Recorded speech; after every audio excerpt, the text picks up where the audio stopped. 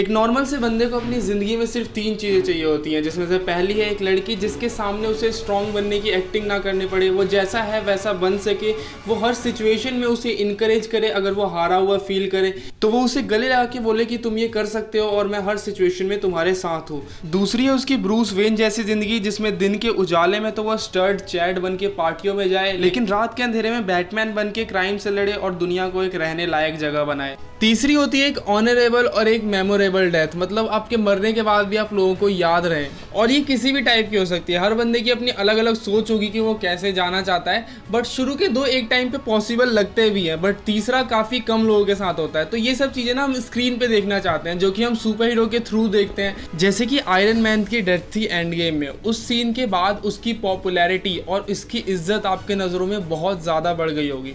और सही मायने में डेथ ही तो होती है जो कि आपकी ज़िंदगी को एक मीनिंग देती है। एट द एंड कुछ मायने नहीं रखता कि आप कैसे जिए हो, आप कैसे मरे हो, ये मायने रखता है। और किसी कैरेक्टर को एक प्रॉपर फेयरवेल, एक प्रॉपर डेथ देने के लिए आपको एक पूरा माहौल बनाना पड़ता है, उसको ऐसे तरीके से दिखाना होता है स्क्रीन पे कि लोगों के मन में उसके लिए जगह बन जाए। और कभी कभार इस चीज़ में बहुत टाइम लग जाता है। जैसे RDJ के केस में अगर आप देखें तो वो 2018 से 2019 तक MCU का हिस्सा रहा था, देन वो मरा था, तब जाके हमारे अंदर के इमोशंस इतने बाहर आए थे। और कभी कभी स्टोरी कुछ ज़्यादा ही अच्छी होती है तो ये आप 6 एपिसोड के अंदर अंदर कर सकते हो, जैसे कि अभी स्टीवन के डेथ के साथ हुआ था। अंदर ही अंदर मुझे कहीं ना कहीं पता था कि वो मरा नहीं है, लेकिन फिर भी मुझे दुख हो रहा था जब मैंने उसे वो स्टोन का बनता हुआ देखा था। लेकिन कहीं ना कहीं मल्टीवर्स ऑफ मैडनेस में MCU करने में पूरी तरीके से फेल हुआ है। उसके पास रीड रिचर्ड्स था, जो कि मार्वल का one of the famous character है। फैंटास्टिक फोर्स की कॉमिक जो है वो एवेंजर से ज़्यादा बिकती थी एक टाइम पे। उसके पास प्रोफेसर एक्स था, जो कि 22 साल से मार्वल का हिस्सा है। मैं बता रहा हूँ, एक्समैन सीरीज़ में वो 2 बार मर चुका है, लेकिन ये मल्टीवर्स वाली डेथ से उसकी वो दोनों डेथ अच्छी थी। लोगन वाले में आपको फील होगा, अंदर से आपको दुख होगा। तो मैं ये कहने का मतलब ये है ना कि अब ये जब मल्टीवर्स खुल गया है, इसके काफ़ी फ़ायदे होंगे। आपको वैरायटी वाले कैरेक्टर देखने को मिलेंगे, आपको ये यूनिवर्स वो यूनिवर्स देखने को मिलेगा, बातें बड़ी बड़ी होंगी, लेकिन जो इमोशन है ना वो अब उतना अच्छे से नहीं निकल पाएगा।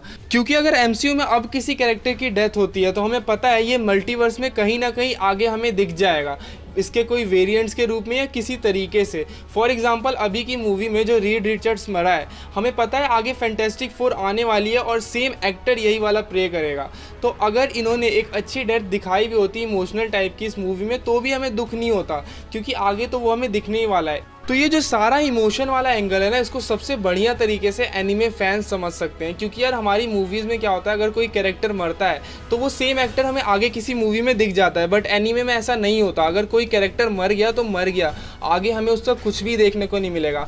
मेरे हिसाब से MCU कभी भी वो पुराना वाला फील नहीं ला पाएगा, जिसमें आयरन मैन हर मूवी में लगभग अपने आप को कुर्बान करने के लिए तैयार रहता था, और हम भी काफ़ी डरे हुए रहते थे यार कहीं इस मूवी में इसे कुछ ना हो जाए, क्योंकि वो बंदा ही ऐसा था।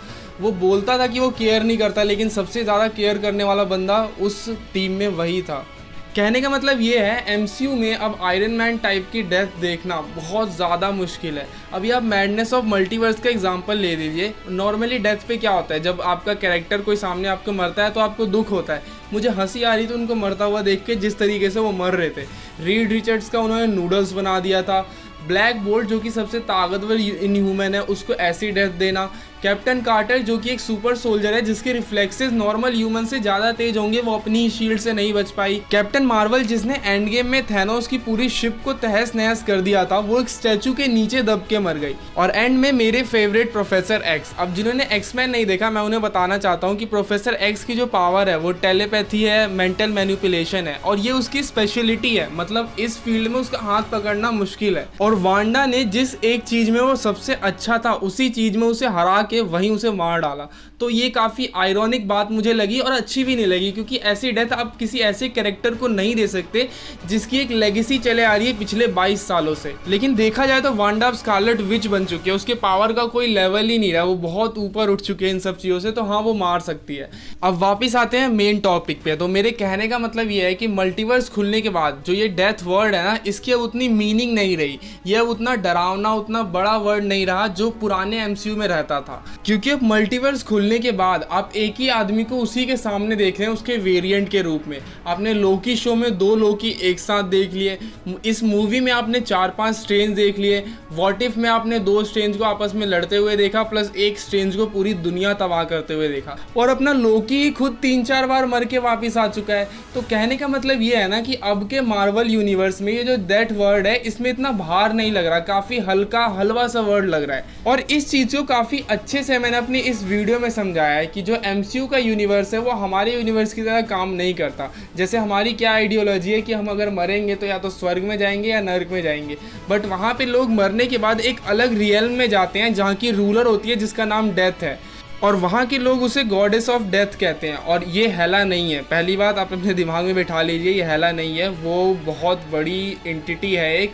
जो कि एक टाइम पे थैनोस के प्यार में थी। और मज़े की बात यह है कि अपना जो डॉक्टर स्ट्रेंज है वो अपने एस्ट्रल फॉर्म में वहाँ जा सकता है, और किसी सुपर हीरो की ज़रूरत दोबारा पड़ी धरती पे किसी बड़े खतरे से निपटने के लिए तो उसे वापस भी ला सकता है। कैसे, वो मैंने आपको इस वीडियो में अच्छे से समझाया है, आप जाके वो वीडियो देख सकते हैं। तो मेरा जो पॉइंट था वो ये था कि MCU में अब डेथ जो है मीनिंगलेस बनती जा रही है, उनमें उतना इमोशन नहीं रह पा रहा, और ये कोई गलती नहीं है यार, वो कोई गलती नहीं कर रही है दिखाने में, अब आगे ऐसा ही होगा, क्योंकि ये चीज़ें काफ़ी खुल चुकी हैं, काफ़ी बड़ी बड़ी चीज़ें दिखा रही हैं जिनके सामने पहले की बड़ी चीज़ें अब काफ़ी छोटी लग रही हैं। फॉर एग्जाम्पल जैसे ये केट और हॉकाई टाइप के कैरेक्टर हैं, इनका कोई फ्यूचर नहीं है अब आने वाले MCU में, क्योंकि वहाँ बड़ी बड़ी चीज़ों की बात हो रही है, कैंग, मून नाइट, ऐसी चीज़ें। मून नाइट अपने आप में इमॉर्टल है। तो यही था इस वीडियो का पूरा पॉइंट। उम्मीद है आपको ये वीडियो पसंद आई होगी, तो एक लाइक कर देना, अगर आपको लगा टाइम वेस्ट हुआ है तो डिसलाइक का बटन है, शेयर सब्सक्राइब कमेंट सब है। और चलिए मिलेंगे आपसे नेक्स्ट वीडियो में, तब तक के लिए सी यू सून।